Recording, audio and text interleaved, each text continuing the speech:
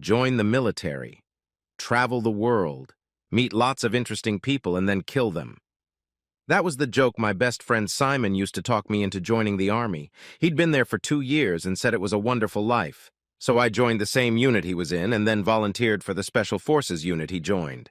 The training was grueling, but we helped each other through everything. Our group was based in a big city and life was pretty stable. It was here that I met my love and got married a month later. She was a real sweetheart named Pam. By the time I had served 10 years, I had been happily married for 8 years, and Pam and I were raising 2 daughters whom I adored, 7-year-old Kate and 5-year-old Melissa. Unlike some Army units, mine didn't change deployments. We had to go out for 2 days to 2 weeks, but not more often. I was home at normal times, about 365 days a year, so life was as normal as it could be. I had a wife I loved and a family I would gladly die for. Then, of course, Osama bin Dickhead did his thing, and by some convoluted logic, Simon and I were invited on vacation to Iraq that same year. It was a hard parting with family, but it was what Pam and I had signed up for. We did our jobs throughout the build-up and invasion and were quietly excited to get home soon. It was cool when our group got a lecture from the regimental political officer. We were to stay and fight to keep the peace. Simon, always being Larry Keane, couldn't help but give the politician a hard time. "Sir, fighting for peace, isn't that like having sex to save your virginity?" It was amazing to see a room full of stout soldiers laughing until they were giddy, while the lecturer walked away annoyed. Well, as history shows, peace was more violent than invasion. At least the enemy wore uniforms during the invasion. We lost more guys during that time than ever before.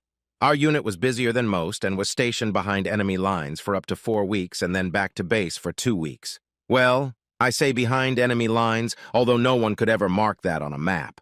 No one could tell us when we were coming home. Every other night on base, I used Skype to talk to Pam, Kate, and Mel.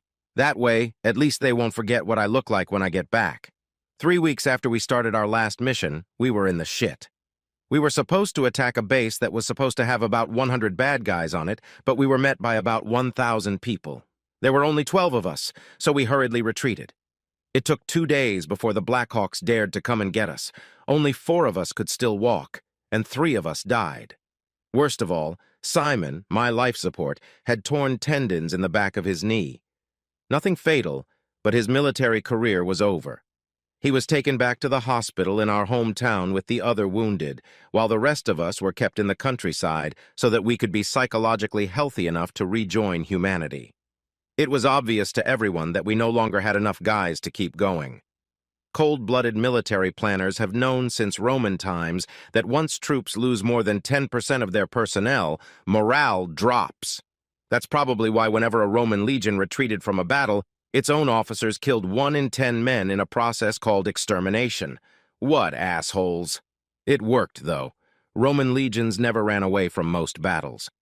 7 days after returning from a mission from hell and 9 months after deployment, I was sitting in the mess tent using my laptop to send an email to one of the new widows of one of my guys. I emailed all 3 of them as the Army confirmed that they had been officially notified of their husbands' deaths. The Army used a whole bureaucracy to do this, but we were a close-knit unit, and I knew they would appreciate the individualized approach. I knew them all. Unlike me, they all lived on base. That third conversation was very difficult for me. As for the first 2, I had been truthful when I said their husbands died quickly and safely. This time I would have to lie. As the senior officer in my platoon, I made sure that all contact with these women who had lost loved ones went through me. If they were going to hear a lie, they were going to hear a consistent lie from me. Suddenly, a small Skype message appeared on my laptop screen. "Kate Young is online." Desperate to distract myself from my emotionally draining task, I dialed the number. Within seconds, my oldest daughter's beautiful face graced my screen. I saw that she was sitting on the couch in our living room with her laptop that she had been given last Christmas. "Daddy!" she squealed. That brought her sister to the screen, and soon I was talking to my 2 reasons I need to live, and they were talking to me as fast as they could. For the next half hour, we chatted merrily about school, their trip to the zoo that day, and anything else that came to mind. I felt myself relaxing. The urge to strike out and kill something, anyone, was slowly receding. I glanced at the clock and calculated it was time for them to go to bed and tried to end our conversation. "Where's your mom?" I asked Mel. Kathy was hiding behind a frame somewhere. "Oh, she's in the kitchen with Uncle Mick, Mom's new friend. He went to the zoo with us today," Mel said. My blood ran cold. Neither Pam nor I had a brother Mick. I fought a sudden feeling of devastation. I'd seen it too many times, and now I tried to relax. "How long has Uncle Mick been in the house?" I asked with all the carelessness I could muster. Hell, I kill people for a living. I'm not a bloody actor. "Right after Easter, Dad?" Hell, that was 2 months ago. The fact that Pam hadn't mentioned any new friends told me all I needed to know. "Does Mom see Uncle Mick a lot? How often is he around?" "Oh, he's almost always around." Suddenly I heard Kate whispering off-screen. "Mel, you know Mom doesn't want us to talk about Uncle Mick." Suspicion turned into certainty. Rage began to build. Control tried with great difficulty to suppress the feeling. "Kate, come to the screen, please," I barked. Kate looked confused. "Kate, is Uncle Mick staying at the sleepover?" "Yes, Daddy." Shit. With even more difficulty, I held back the wild hatred that could have consumed my being. "So you like Uncle Mick?" Once again, both girls spoke at the same time. It was impossible to listen to both at the same time. I caught the word slippery. He hit me. Doesn't like us. "Okay, hush, girls. Now, Kate, you go first." "No, Daddy, we don't like him, and he doesn't love us. He treats us badly when Mommy isn't around. I think he hurts Mommy. Sometimes I can hear screaming from her bedroom when he sleeps at sleepovers." Damn, it hurts so much to hear that from my own child. The Army taught me how to plan quickly in a crisis situation. It was a skill I'd honed in many deadly situations. "That jacket I see hanging by the front door, does it belong to Mick?" "Yes, Daddy." "Go get it, please, Kate, and see if there's a wallet in one of the pockets." She did as I asked, and in 5 minutes I had Uncle Mick's full name, address, and license number. There was also a security card from his employer. After Kate helped with that, she went to the garage and got his car's details, make, model, and license plate number. "Okay, girls, I'm going to call someone. It's only for a few minutes. Leave your screen on and wait for me to come back, okay?" My call took over 10 minutes. Thank goodness Simon's wife Julia was home and didn't go to the hospital. Then I went back to my screen and beckoned the girls over. "Okay, my beautiful princesses. Would you mind going to Aunt Julia's house for a few days?" It was always a popular question. Julia and Simon had 3 children in the same age group as my date and were good friends with them. "Dad, we haven't seen them in ages," Mel called out. So Pam was hiding from our friends? "Well, go to your rooms and gather some clothes and toys, enough for a few days, and Aunt Julia will pick you up soon. And you, Kate, go to the kitchen and put the laptop screen towards Mom, please. I want to talk to her, and then you go pack your things." "Okay, Dad." I was taken on a tour of the house while the laptop was carried into the kitchen. When the kitchen door opened, I saw Pam and a young man sitting at the table with a bottle of wine between them. They paid no attention to Kate as she set the computer on the edge of the table. In fact, they were in their own little world until Kate said, "Mom, Dad wants to talk to you."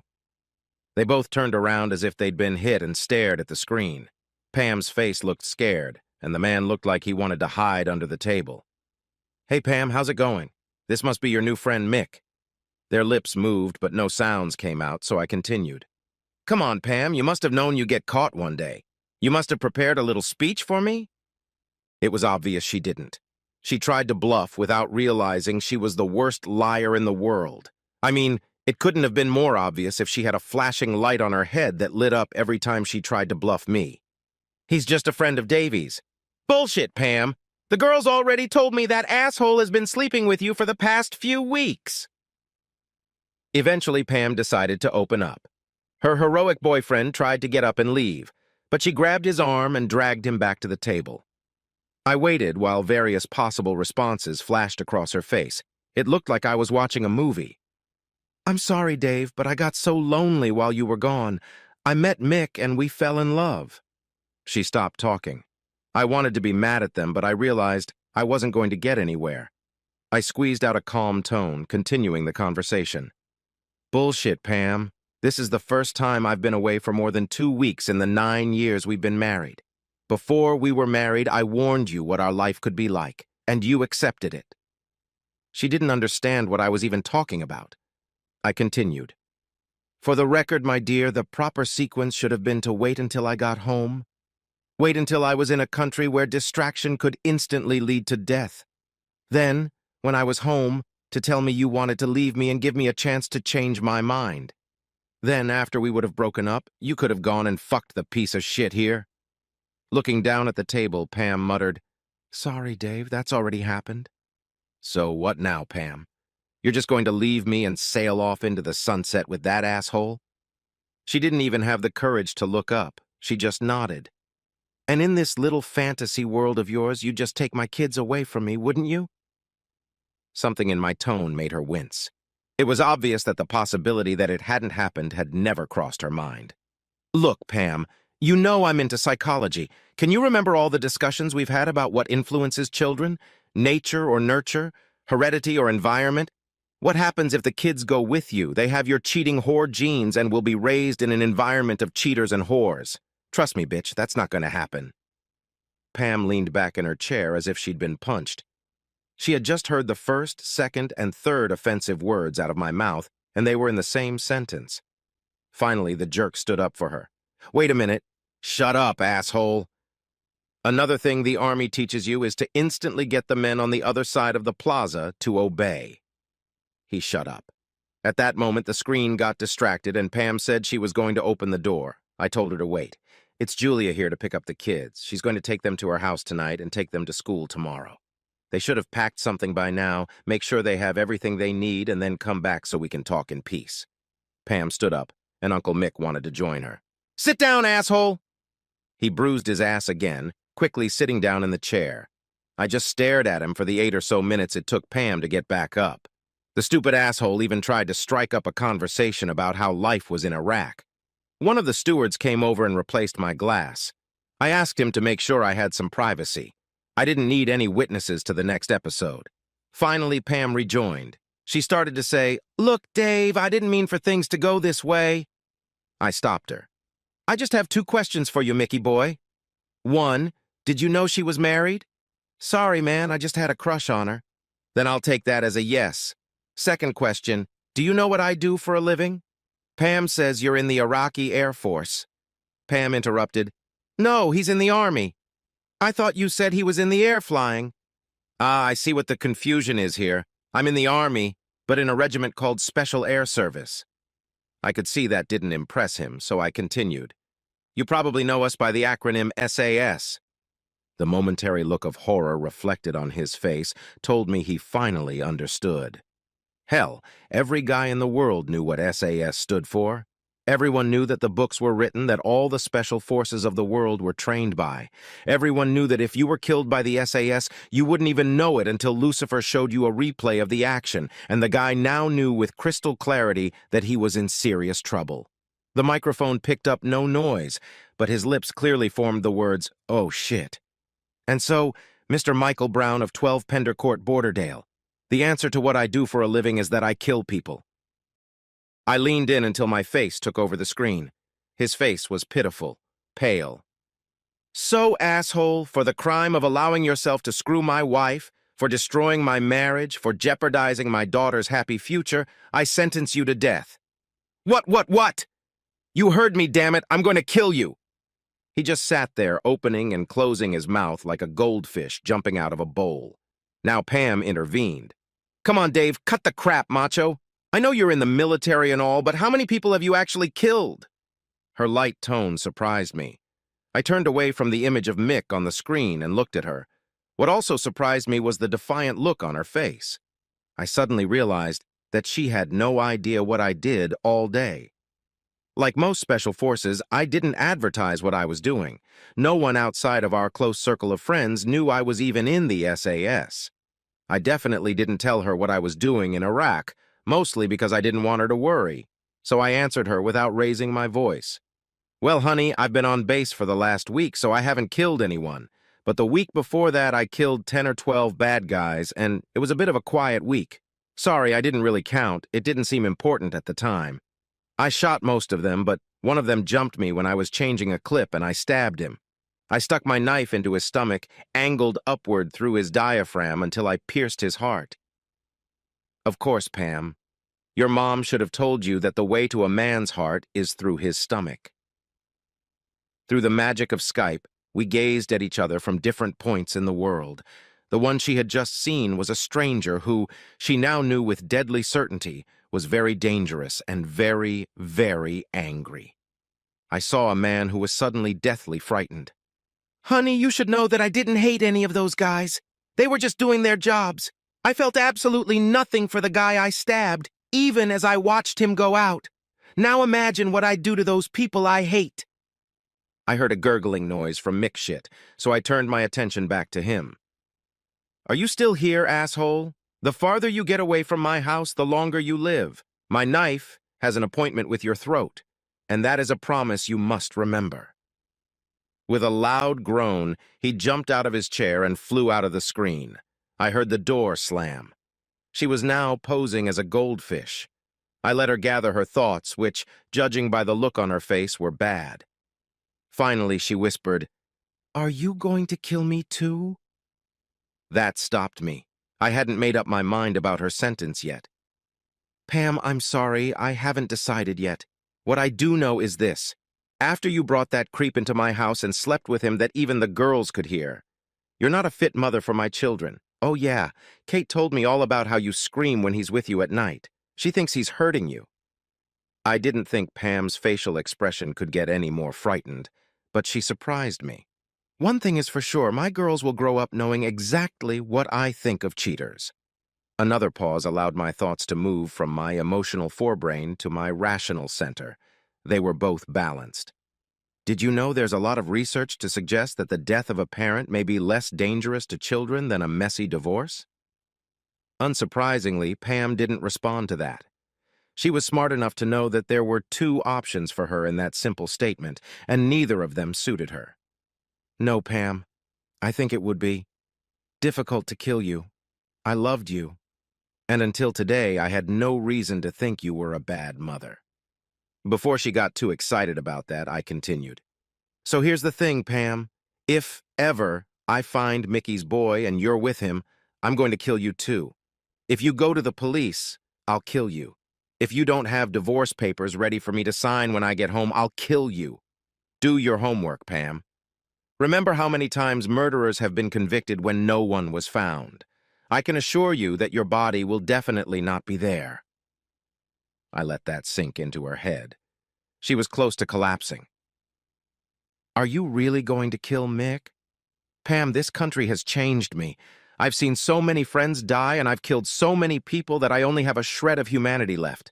Killing Mick will not cause me any doubt. Oh, Pam, if you had done it in a more dignified way, I would have understood you." For the first time, Pam's tears came.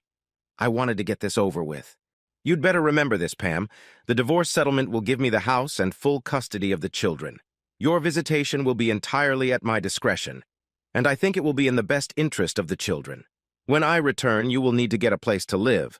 I will pay your living expenses for a reasonable amount of time until you get back on your feet. I'll send you the details of an army lawyer. Civilian judges seem to listen to them very well. When I get back, I'll get a job as an instructor on the base so I can be home every night with the girls. We'll get along just fine without you. One thing is for sure, I'm not coming back here again. Before I got here, I was worried I wouldn't be able to take the shots. That wasn't a problem. Now I'm worried about how much soul I'll have left if I have to kill a lot more of other people's children. That's going to eat me up. Good night, Pam. Don't bother me by email or phone until I get back. I won't be set up for a fall when I get home. Just do everything I said and you won't have to wait long to enjoy a happy life. Not the one you could have had, but you made your choice. Now it's time to pay the piper." At that, I closed the connection. I returned home 3 weeks later and was joyfully reunited with Kate and Mel. I tried to explain that their mom would no longer be living with us. They didn't understand, but the constant distraction from Julia, Simon, and their children helped. Every time they met him, they would ask Simon why he walked so funny. Each time he told them a different story, more fantastic than the previous one. When I got off the plane, I was met by the police. El Shithado must have been desperate. They admitted that they had spoken to my wife, and she did not confirm his story. I didn't use any clever evasion techniques, but I didn't admit to anything either. There was nothing they could do except warn me that they would be watching me. The divorce went through with little change on my part. I decided to leave it up to my girls to consider how often they would see their mother. I was surprised at how their childish minds placed so much blame on her for causing us so much pain. They almost never wanted to see her. Of course, much later I learned that Julia had a hand in it. Julia picked them up from school every day, and the fun they had with their old friends, Julia and Simon's children, left little time for a distraught and uninterested mother. Pam asked me if there was any chance of reconciliation. I simply let the ruthless killer that now lived in me look at her. It was never mentioned again. In fact, she made sure we were never alone after that. I obviously scared her. I got a job as an instructor on base and was home every night. The girls got the best parenting, but parental divorce always has an emotional impact no matter what you do. That's why psychologists recommend that parents always stay together unless it involves violence. Yes, life is good. 4 years and 2 months later. Percy Newmont relaxed. He hunted with a bow with his friends in the wilderness. During these activities, sometimes whole hours would pass, and he didn't think about his old problems. He looked at his friend Peter again. He and the other two worked with Percy, and they had been hanging out a lot lately. Peter caught his eye and smiled. Yeah, thought Percy, life is good. The only thing he missed with them was poker on Wednesday night. That was when Percy screwed Peter's wife. Moving across 2 states and finding a new identity had been difficult and wiped out Percy financially, but it had worked. He knew going back to Borderdale last month for his mother's funeral was risky. He felt a little foolish, cloaked in the back of the church trying to avoid any contact with his relatives. But damn it, she was his mother. Suddenly he felt a hard blow that threw Percy onto his back. He looked at the arrow sticking out of his chest just below his heart. He was confused. His 3 friends were behind him. Why had he been hit from the front? He lost consciousness, but woke up after a while. He was alone with Peter. The others had left to get help. Suddenly, the pain that had excited him in the first place came again. Why the fuck was Peter grabbing the feathers of the arrow and yanking their side? And why the hell was he smiling? The pain became too much, and Mick passed out again. 10 minutes later, he drowned in his own blood without regaining consciousness. The coroner officer looked at the body without respect. Every year I get dragged out here when some dumb bastard accidentally shoots one of his friends. Dickwad hunters. And 2 weeks after that, Pam sat in her 12th floor apartment and cried. She'd been doing this for the last 3 hours since her last boyfriend, John, had left. What's wrong with me? She thought. She reviewed her life over the last 4 years. She really thought Michael was to blame for everything. She married Dave because she knew her biological clock was ticking, and it was a way to have the children she really wanted. So when Michael came along, and she saw a new opportunity to have her children again, and a new soulmate, so she didn't hesitate. A month after Michael disappeared, it came to her attention that maybe her love for him was one-sided. Without a glance at her, he'd left for good. Even left his jacket and wallet behind. Searching for some explanation, she went to his apartment and worked 2 days after he fled, but he was nowhere to be found. What hurt her most was that he obviously didn't care how she was doing after he ran away. A big source of her depression for the first year or so was her children. She had just started a lawsuit, wanting to force Julia to get Kate and Mel back, when David came back from Iraq and stopped it. After that, when she called the girls, their conversation was indignant, as if they were accusing her of something. She saw them about every week until the bitch moved in with Dave 9 months after Pam left. Apparently, she was a journalist covering the story of David and his boys getting medals. After that, the girls didn't even want to talk to her on the phone. At the end of the day, she started parking outside the school. Even that stopped when she saw both girls run up and hug the bitch like she was their mother. They didn't even call on her birthday that year. The pain subsided somewhat when she met Pat. He was a few years older than her, but shared her dream of having a family. 8 months later, she moved in with him and they talked about marriage and children. 2 weeks later, he distressed her by telling her he had met someone else and asked her to leave. The same thing happened the following year with Randy. They hit it off immediately, and within 2 weeks were inseparable. 4 months later, they moved in to live together. 3 weeks after that, he dumped her, saying he was back together with his ex-wife. Pam then started a series of one-night stands, thinking it would boost her confidence. It had the opposite effect. She really thought she would settle down with John. Even though she knew that if she didn't have children soon, it would be too late, she forced herself to move slowly with him. It took over 12 months before she gave in to his gentle pressure and allowed him to move into her apartment. With little regret, she realized that it had been the best sex she'd had since Dave. 3 hours ago, John had met her at the door of her apartment when she got home from work. At the door, she saw his packed bags. He didn't make any excuses, just said he was leaving. He didn't make eye contact once as he picked up his bags and left. Why did he mutter "whore" as he carried the last bag out the door? She hadn't even looked at another man since she'd met him. Pam wiped her eyes and looked at the mail lying unopened on the coffee table. There was one blank envelope and 2 bills. She resisted the temptation to open the cryptic message in her excitement through John's departure. She picked up the envelope and opened it. In it was a newspaper clipping. She was confused. Why would anyone want to tell a story about some stupid hunter who died horribly after being accidentally hit by an arrow? Her face drained as she read the article to the end, which explained that the victim was officially known as Michael Brown, who lived right here in Borderdale. The paper fell out of her numb fingers. She thought of Michael. She thought of Pat and Randy. Finally, she thought of Dave. Of course she didn't think of him. Of course she did. She knew it. 4 years ago, she had almost everything. In her search for the last missing part of herself, she found herself with nothing. Stunned by the discovery, she stepped through the sliding door onto the balcony and looked out at the long but alluring view of the parking lot 12 stories below.